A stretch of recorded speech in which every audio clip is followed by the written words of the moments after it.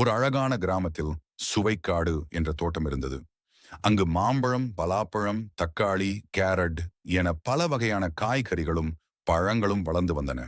அவை அனைத்தும் தங்களின் இனிப்பு மற்றும் புளிப்புச் சுவையால் மனிதர்களை எளிதில் கவர்ந்து பெருமைப்பட்டுக் கொண்டன.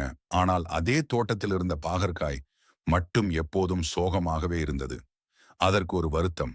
நான் எவ்வளவு சத்துக்கள் நிறைந்தவனாக இருந்தாலும் என் கசப்புச் சுவையால் மனிதர்கள் என்னை வெறுக்கிறார்களே என்று நினைத்து வருந்தியது. மற்ற காய்கறிகளும் அதை அடிக்கடி கேலி செய்தன. ஒரு நாள் அந்த ஊரில் இருந்த குழந்தைகளுக்கு ஜங்க் உணவுகளை ஜங்க் ஃபுட் அதிகமாக சாப்பிட்டதால் வயிற்றுப் புழுக்களும் பெரியவர்களுக்கு இரத்தத்தில் சர்க்கரை நோயும் டயபெடிஸும் பரவியது. மக்கள் என்ன செய்வதென்று தெரியாமல் தவித்தனர். அப்போது ஊர் மருத்துவர் ஒரு யோசனை கூறினார். இந்த நோய்களை குணப்படுத்த நம் சுவைக்காட்டுத் தோட்டத்தில் ஒரு அற்புதமான மருந்து இருக்கிறது. அதுதான் பாகற்காய்.